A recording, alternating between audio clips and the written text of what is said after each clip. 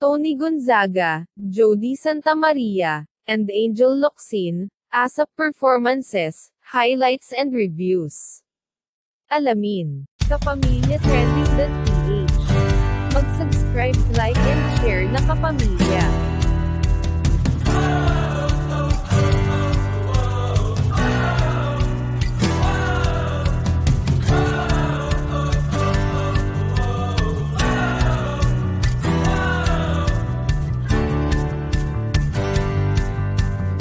Versatile actresses na sina Tony Gonzaga, Jody Santamaria, at Angel Locsin, nagsama-sama sa ASAP stage. First time at minsang naganap ang pagsasama-sama sa iisang ASAP stage ng tatlong tinitingalang pangalan sa primetime na sina Angel Locsin, Tony Gonzaga at Jody Santamaria. Masaya ang maraming fans nang makita ang tatlo na magkakasama. Kumanta sina Angel Locsin, Jody Santamaria, at Angel Locsin sa ASAP stage. Masaya, magaganda at blooming ang aura ng tatlo ng kumanta. Ito ay di naman may pagkakaayla dahil in love ang tatlong mahuhusay na actress. Sa ASAP stage ay unang umawit, ang magaling na host na si Tony Gonzaga. Kinanta niya ang awiting Di Na Muli. Kakaibang ganda ang ginawa ni Tony Gonzaga sa awiting Di Na Muli. Binigyan niya ito ng sarili niyang bersyon. At dahil ang boses ni Tony Gonzaga ay mababa, pero ito ay may dating.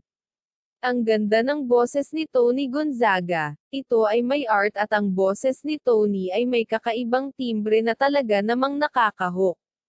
May pakulot rin si Tony Gonzaga sa kanyang boses. Hindi naging pilit ang pagkakanta ni Tony Gonzaga. Ang boses ni Tony Gonzaga ay natural lang pero may kakaibang ganda at dating. Bagay na bagay sa kanya ang kantang Di Na Muli. Bagay na bagay talaga kay Tony, ang bansag, bilang isang multimedia star. Dahil nasa kanya na ang lahat bilang isang bituin. Magaling na singer, host, actress, at vlogger. Nakilala lang naman si Tony Gonzaga bilang magaling na host ng Pinoy Big Brother, The Voice at Ito Ngang ASAP. Tumatak din si Tony Gonzaga sa mga di malilimutang pagganap sa MMK, sa mga pelikula, at ngayon ngang 2020, Metro Manila Film Festival, ay may paparating na pelikula ang actress. Si Tony ay kilala na ring vlogger sa kanyang YouTube account na kung saan siya ay mayroong milyong subscribers. Samantala, sa ASAP stage pagkatapos kumanta ni Tony, ay sumunod naman sa kanya si Jody Santamaria.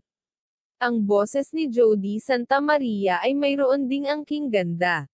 Inawit ni Jody Santamaria ang kantang Torete. Nakakakilig ang pagkakaawit ni Jody Santamaria. Wagas ika nga. Ang boses ni Jody Santamaria ay napaka-sweet, bagay na bagay sa looks ni Jody Santamaria na sweet din. Napakaganda ni Jody Santamaria noong time na iyon. Sa tagal ni Jody sa showbiz industry ay parang di siya tumatanda. Noon ay napanood si Jody sa youth-oriented show na Tabing Ilog, naging host sa Star Circle Quest, gumanap rin siya sa mga pa-wholesome roles katulad ng Sa Unang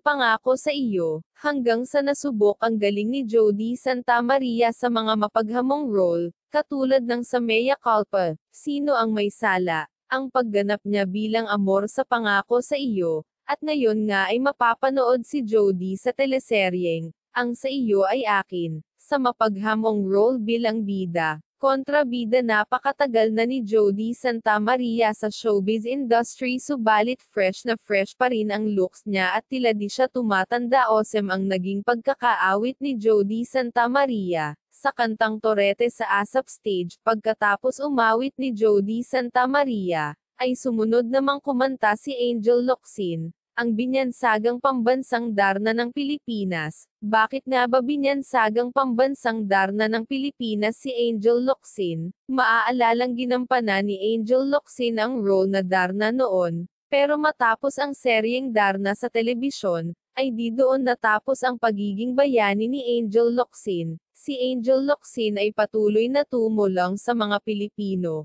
Kalat ang litrato at videos ng pagtulong ni Angel. Ang mga videos at footages na ito ay kuha ng ilang concerned citizen, na si Angel ay namataan na nasa Marawi City. Sa kabila ng gyera nandoon si Angel upang magbigay tulong sa mga naapektuhan ng gyera. Namataan rin si Angel Locsin na tumutulong sa pagbabalot ng mga relief goods para sa mga nasalanta ng bagyo. At ito ngang may pandemya, ay di inalinta na ni Angel Locsin na mahawa sa virus dulot ng COVID-19, dahil lumibot ang actress sa mga hospital upang magbigay ng tensyon ang mga naging dahilan na kung bakit nabansagan si Angel Locsin, bilang pambansang darna ng Pilipinas. Samantala balik tayo sa ASAP stage, na kung saan ay umawit si Angel Locsin ng kantang, Tadhana. Maliban sa pagiging versatile action drama actress ay may naitatagong magandang tinig rin si Angel Locsin.